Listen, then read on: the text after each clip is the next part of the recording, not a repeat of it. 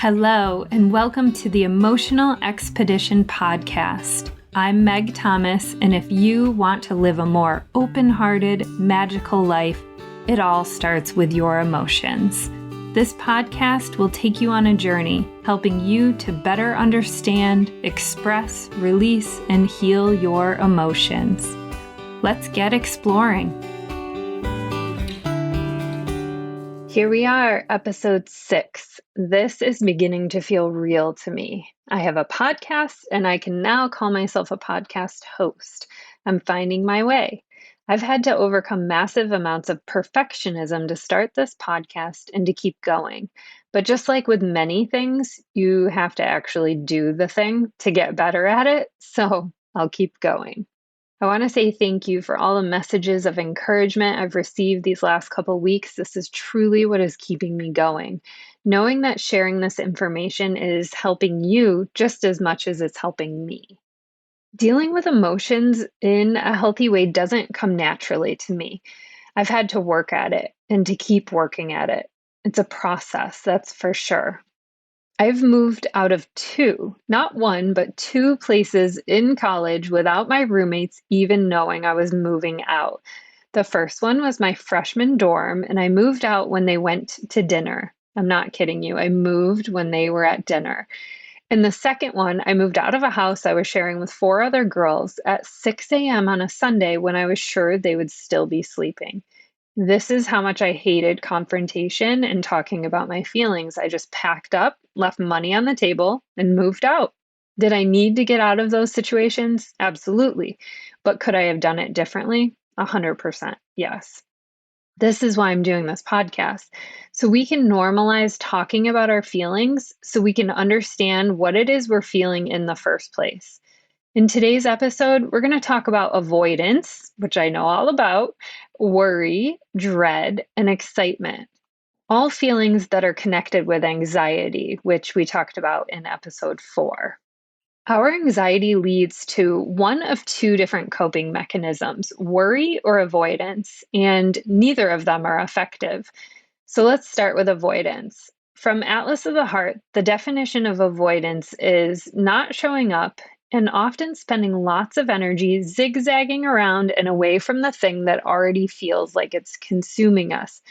So basically, we avoid the things that make us anxious, but instead of it releasing us from our anxiety, it actually has the opposite effect. Avoidance leads to increased anxiety. Harriet Lerner, in the book Dance of Fear, says it's not the fear that stops you from doing the brave and true thing in your daily life. Rather, the problem is avoidance.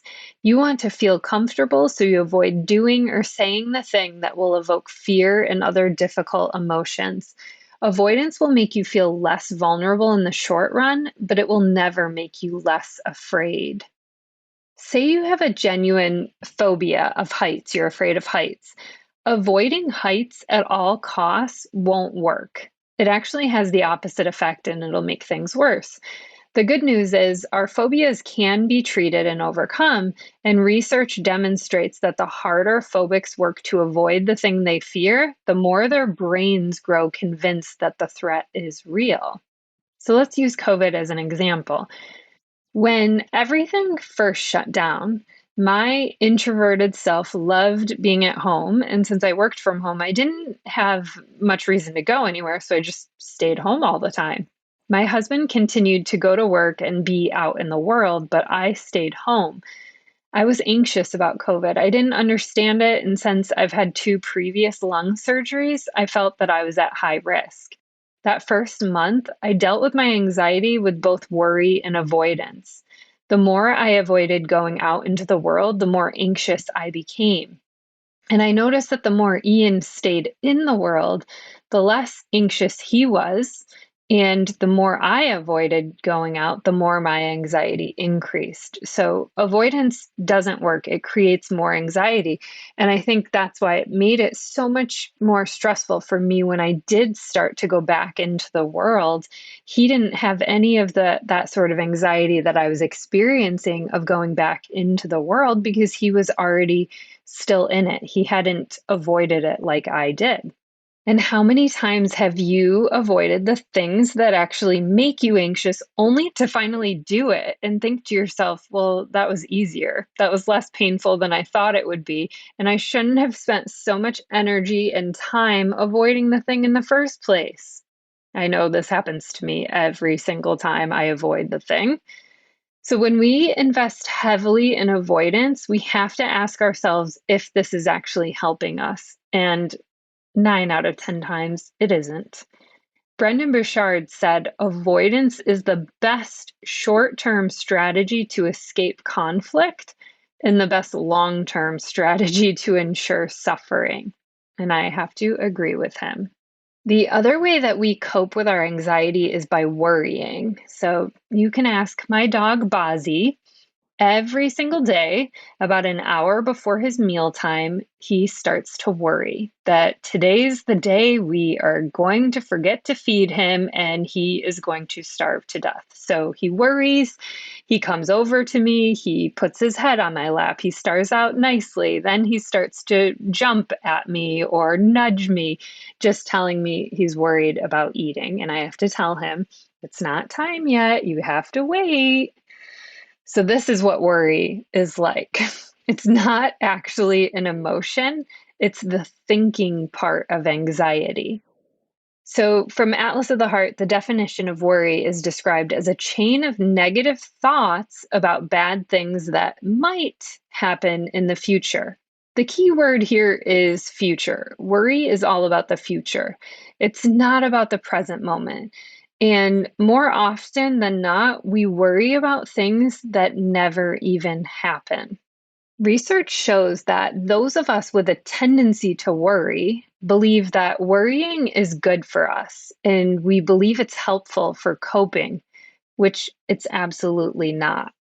We also believe that it's uncontrollable and that we can't change it, which ultimately stops us from trying to even stop the worrying, even though it is absolutely changeable. You can change the habit of worrying.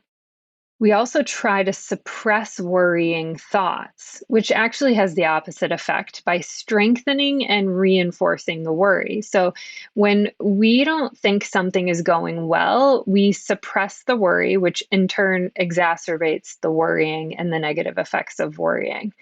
So, basically, worrying, just like avoidance, is not helpful coping mechanism in any way.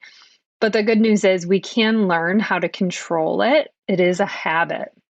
And instead of suppressing it, we need to dig into it and address the emotion that is driving the thinking in the first place. So, trying to understand what is it we're worrying about. Worrying is a choice, and we need to treat it as such. And here's some ways to decrease your worrying. One of my favorite ways is journaling, which I will include some journaling prompts in the show notes and on the website, and also at the end of this podcast. So start out by writing a list of what it is you're worried about, and then challenge the worries by asking yourself, is what I'm worrying about even true? What's the evidence that the thought is true? What about that it's not true? Is there a more positive or realistic way of looking at the situation? What's the probability that what I'm scared of will actually happen? If the probability is low, what are some more likely outcomes? And is the thought helpful? How does worrying about it help me? And how does it hurt me? Another thing you can do to help decrease your worries is to determine if the worry is solvable or not. So, if it's solvable, start brainstorming the possible solutions. Once you have a plan and start taking action, you will feel much less anxious. I remember being so worried about a credit card bill that I couldn't pay, and I worried about it for a few months, not paying it, getting all of those alerts that you didn't pay your bill, until I finally called the credit card company and spoke with them about it and came up with a solution of how to pay it. My worry about the situation was not only unproductive, it was so much worse in my head than in reality. The moment I got on the phone and came up with a plan, I felt immediately better. If the worry is unsolvable, then we need to learn how to accept the uncertainty.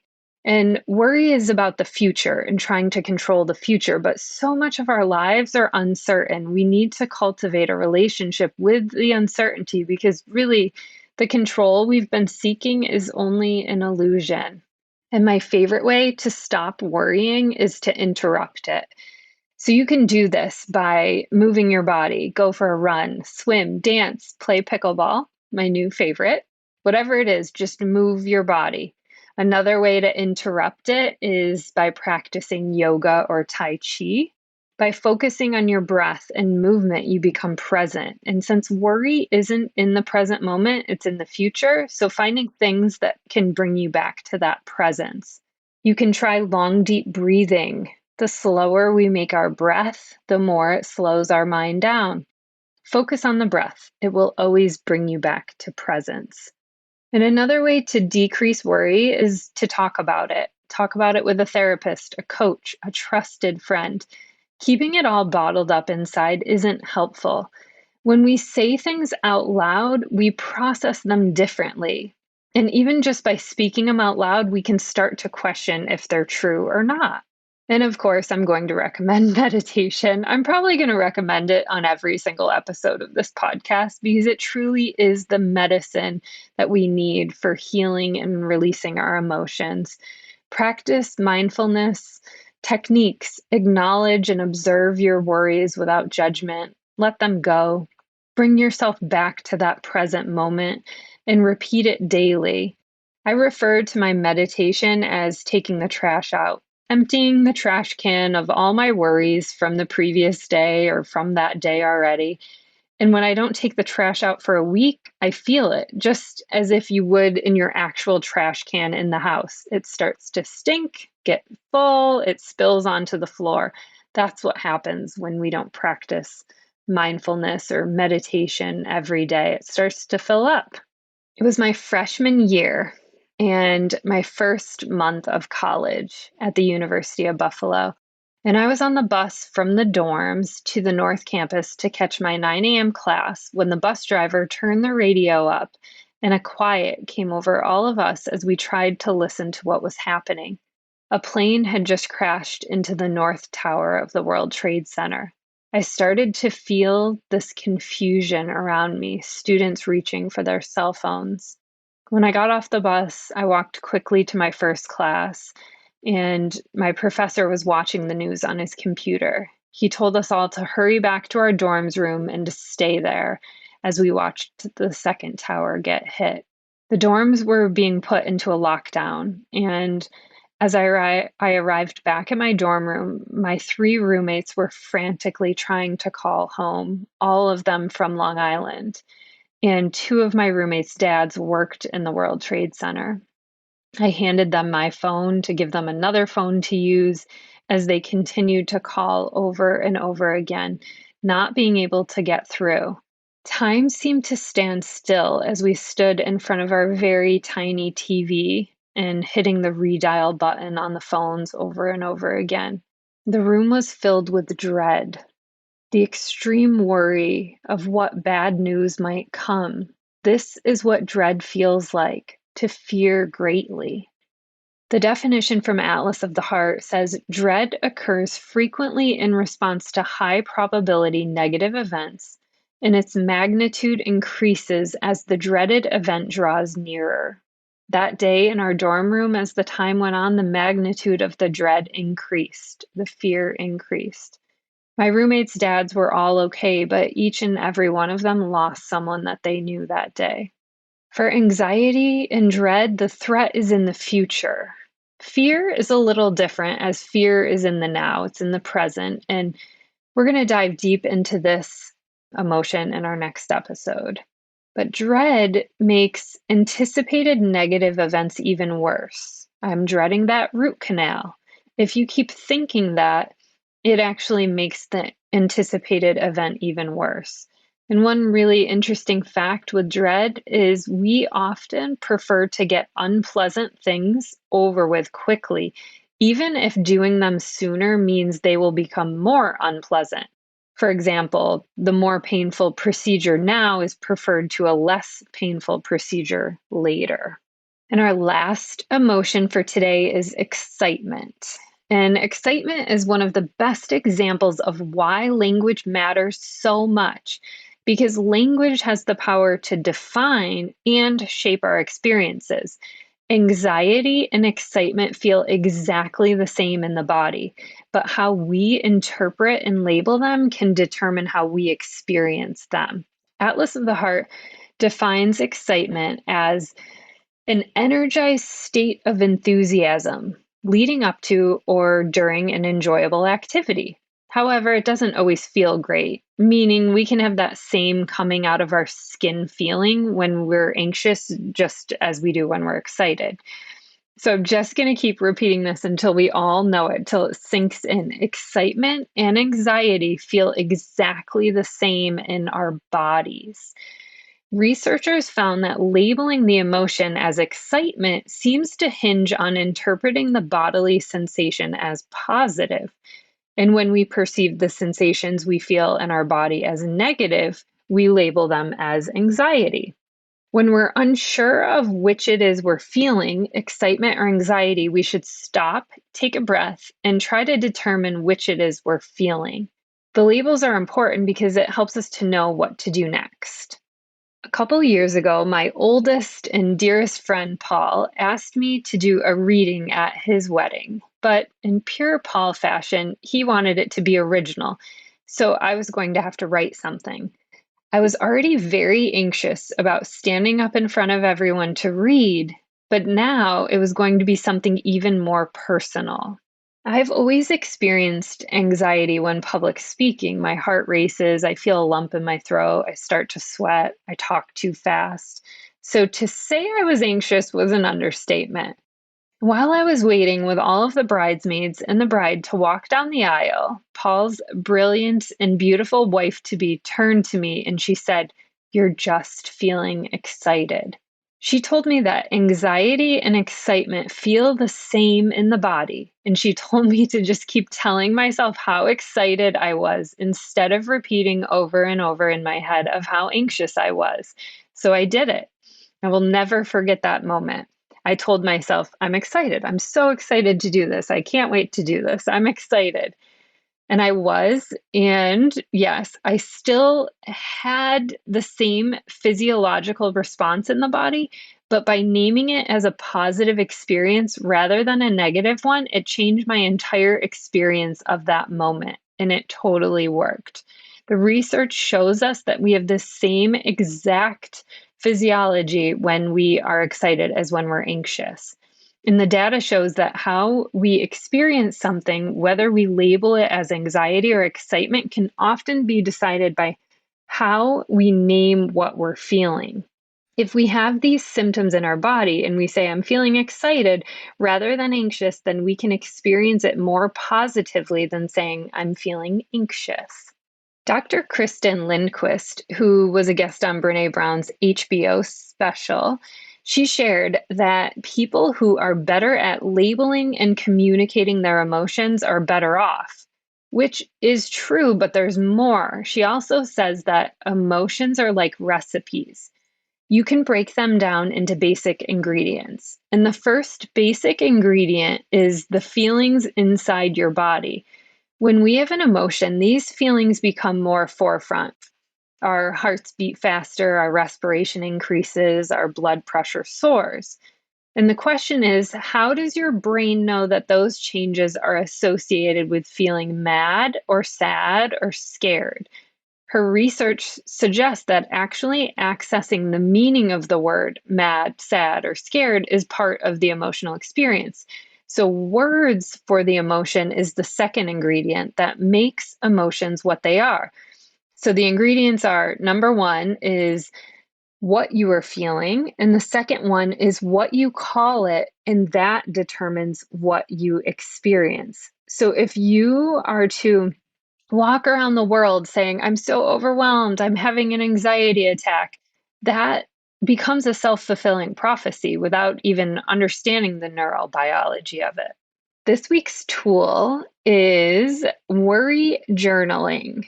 I will list all these questions in the show notes so you can check them there. But I want you to get out your journals and journal these few questions. So the first thing you're going to ask yourself is, what am I worried about? Fill the page, write down all the things you're worried about. Just let it flow out. Don't think about it, just fill the page. You might have 10 or 100 things, just anything you're worried about, just let all of it out. Then we're going to take one of the worries from your list and ask yourself, how much space is this worry taking up? So you're asking yourself, how much am I allowing this to take up in my brain, my thoughts, right? Then the next question is it true? What's the evidence that the thought is even true? What's the evidence that it's not true? What's the probability of what I'm scared of will actually happen? If the probability is low, what are some more likely outcomes? Is there another possible outcome that I'm not seeing? Is this worry solvable? And if so, what are some things I can do? And make a list of what you can do. If the worry is unsolvable at this time, is there a way I can accept it? How can I do that? Is the thought helpful? How will worrying about it help me, and how will it hurt me? And what would I say to a friend who had this worry?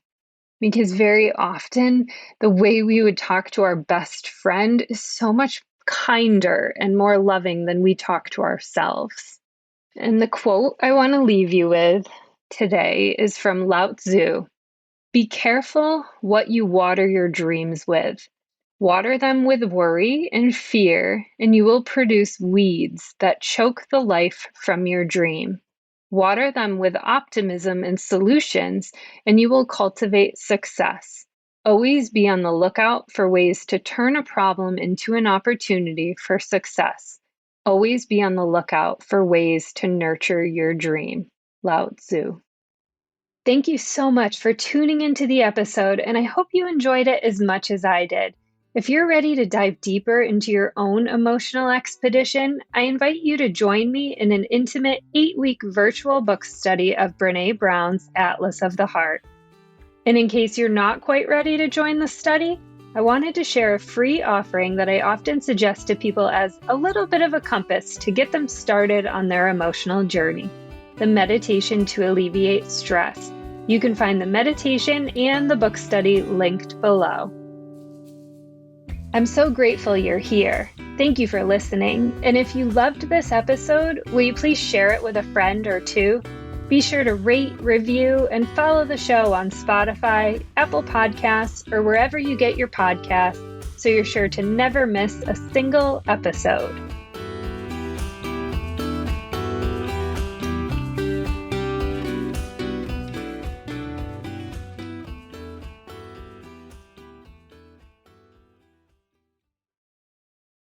This podcast is part of the Sound Advice FM network. Sound Advice FM, women's voices amplified.